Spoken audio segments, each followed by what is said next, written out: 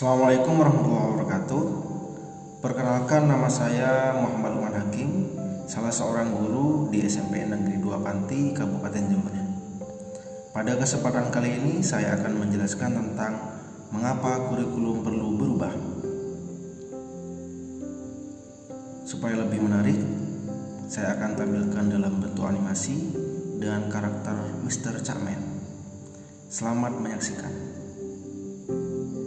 Dunia pendidikan merupakan salah satu aspek kunci dalam pembangunan masyarakat dan peradaban. Ini adalah tempat di mana pengetahuan, keterampilan, nilai, dan sikap diteruskan dari generasi ke generasi, dan di mana individu dibekali dengan pengetahuan dan keterampilan yang diperlukan untuk menghadapi tantangan di masa depan. Pendidikan juga harus relevan dengan kebutuhan dan tuntutan zaman. Kurikulum dan metode pengajaran harus selaras dengan perkembangan terkini dalam pengetahuan dan teknologi, serta mempersiapkan siswa untuk menghadapi tantangan di masa depan. Maka dari itu, inovasi metode pembelajaran akan terus berkembang seiring dengan perubahan zaman pada setiap generasinya. Tidak hanya perkembangan yang berinovasi, hal tersebut harus diimbangi dengan kualitas pendidikan untuk memastikan bahwa siswa benar-benar memperoleh pengetahuan dan keterampilan yang diperlukan.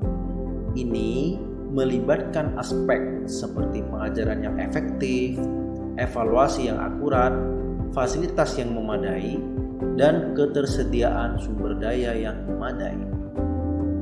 Dalam kemajuan ilmu pengetahuan dan teknologi, kebutuhan akan keterampilan dan pengetahuan yang relevan juga berkembang.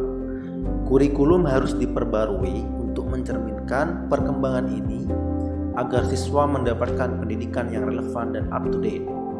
Tunggu. Sebelum saya berbicara banyak tentang hal ini, saya akan fokus terlebih dahulu tentang mengapa kurikulum itu perlu berubah. Apa itu kurikulum dalam fungsinya di dunia pendidikan? Kurikulum berisi sekumpulan rencana, tujuan, dan materi pembelajaran, termasuk cara mengajar yang akan menjadi pedoman bagi setiap pengajar supaya bisa mencapai target dan tujuan pembelajaran dengan baik. Jika dilihat secara etimologis, kurikulum berasal dari bahasa Yunani, yaitu kurir, yang berarti pelari, serta karere, yang berarti tempat berpacu. Dulu, istilah ini dipakai dalam dunia olahraga loh.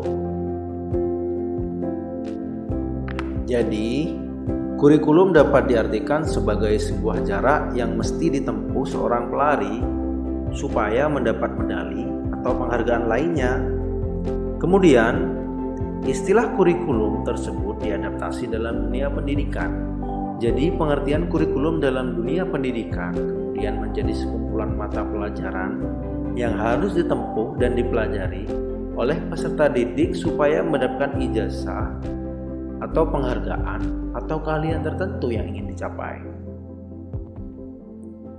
Kurikulum dapat dipahami sebagai semua pengalaman yang diperoleh oleh peserta didik dari proses pembelajaran baik di dalam kelas maupun di luar kelas. Pengalaman tersebut sangatlah penting dan tidak boleh menyesatkan peserta didik.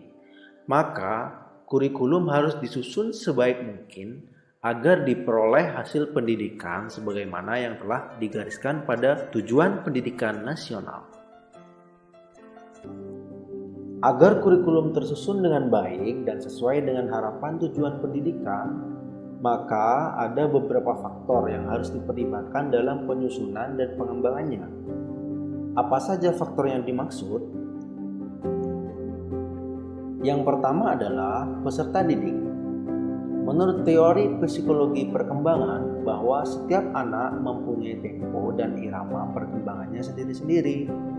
Oleh karenanya, dalam penyusunan dan pengembangan kurikulum, hendaknya perlu memperhatikan adanya perkembangan psikologi peserta didik yang tidak sama tersebut. Jadi, pertanyaan yang harus dijawab di sini adalah, siapa peserta didiknya? Umur berapa? Berada di lingkungan sosial seperti apa peserta didik tersebut? kemudian apa saja kesulitan dan kemudahan yang peserta didik miliki, dan lain sebagainya.